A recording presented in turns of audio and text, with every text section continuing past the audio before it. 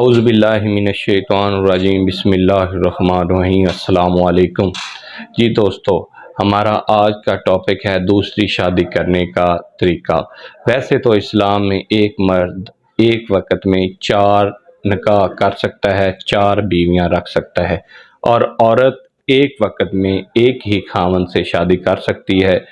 ہاں، اگر نکاح پہلا خاوند فوت ہو جائے، طلاق ہو جائے یا تنسیخ نکاح ہو جائے تو عدت پوری کرنے کے بعد دوسری شادی کر سکتا ہے۔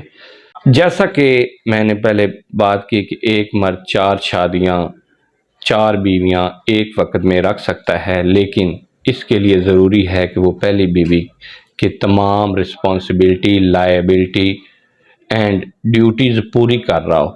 اگر اس کے علاوہ اگر وہ دوسری شادی کرنا چاہ رہا ہے تو اسے یونین کونسل سے باقاعدہ طور پر اجازت لینا ضروری ہے۔ یہ نہیں کہ جب جی چاہا کہ وہ دوسری شادی کر لے اور پھر تیسری کر لے، چوتھی کر لے۔ اس کے لیے یونین کونسل سے اجازت لینا ضروری ہے۔ اس کا طریقہ کار یہ ہے کہ سب سے پہلے تو وہ یونین کونسل میں جو دوسری شادی کرنا چاہ رہا ہے وہ اپلیکیشن دے گا کہ میں فلاں وجوہات کی بنا پر دوسری شادی کر رہا ہوں، میری پہلی بیوی کی موجودگی میں فلاں ضرورت ہے مجھے، تو اس وجہ سے میں دوسری شادی کرنا چاہ رہا ہوں۔ پھر یونین کونسل کا چیئرمین دوسری پارٹی کو نوٹس کرے گا، دونوں فریقین حاضر ہوں گے، دونوں فریقین کو سنا جائے گا۔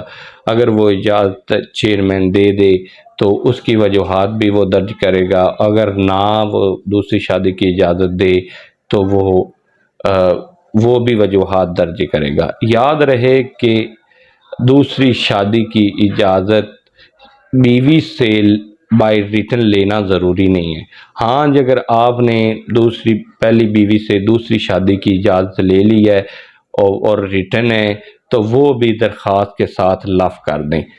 اور ایک اور بات، چیئرمین ثالثی کونسل کے پاس عورت اپنے نمائندے کے ذریعے بھی اپنا موقف دے سکتی ہے، خود بھی پیش ہو سکتی ہے، اپنے والد کے ذریعے بھی اپنا موقف دے سکتی ہے اور اپنے بھائی کے ذریعے بھی دے سکتی ہے، اور کسی بھی اپنے محرم رشتے کے ذریعے اپنا موقف دے سکتی ہے۔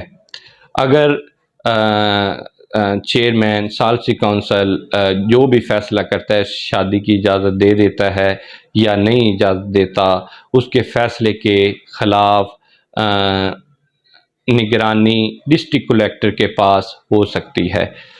ہاں، ڈسٹرکٹ کلیکٹر کے بعد اس کے خلاف کسی بھی عدالت، کسی بھی کورٹ میں کوئی بھی اپیل یا اسے چیلنج نہیں کیا جا سکتا۔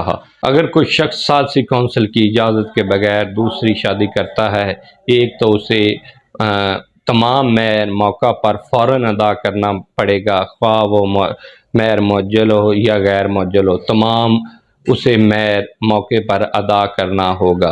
اور دوسرا، اگر عورت فیملی کورٹ میں مسلم فیملی لا آرڈیننس 1961 کے سیکشن 6 پولی گیمی کے تحت استغاثہ بھی دائر کر سکتی ہے۔ اگر عورت یہ استغاثہ دائر کر دے تو مرد کو 1 سال تک سزا اور 5 لاکھ تک جرمانہ بھی ہو سکتا ہے۔ اگر کوئی نکاح رجسٹرار ثالثی کونسل کی اجازت کا سرٹیفکیٹ دیکھے بغیر دوسرا نکاح نامہ اگر رجسٹر کرتا ہے تو اسے بھی 3 ماہ تک سزا اور 1 لاکھ روپے تک جرمانہ ہو سکتا ہے۔ یاد رہے کہ اس میں سیکشن میں بیوی سے اجازت لینا ضروری نہیں ہے، ثالثی کونسل سے ہی اجازت لیں، لہذا مزید تکلیف یا آئندہ اگر ایک وقت میں بیوی راضی بھی ہے دوسری شادی کروانے کے لیے، پھر بھی ثالثی کونسل سے اجازت نامے کا سرٹیفکیٹ لینا ضروری ہے۔ ادروائز آپ کو کل کو حالات ایک جیسے نہیں رہتے۔ اگر کل کو آپ کی بیوی چاہے تو وہ کورٹ جا کر آپ کو 1 سال تک سزا اور 5 لاکھ روپے تک جرمانہ ہو سکتا ہے، لہذا ضروری ہے کہ دوسری شادی کرنے سے پہلے آپ ثالثی کونسل سے اجازت لے لیں۔ اور ایک اور بات بھی یاد رکھیں، اگر ثالثی کونسل کے پاس آپ جائیں تو بہتر ہے کہ اپنے وکیل سے مشورہ کر لیں، اور ہو سکے تو وکیل صاحب کو ساتھ بھی لے جائیں۔ کچھ باتیں ایسی ہوتی ہیں کہ جو عام بندہ نہیں کر سکتا، وکیل اس کو بہتر انداز میں سمجھا سکتا ہے، اس پہ عمل درآمد کروا سکتا ہے۔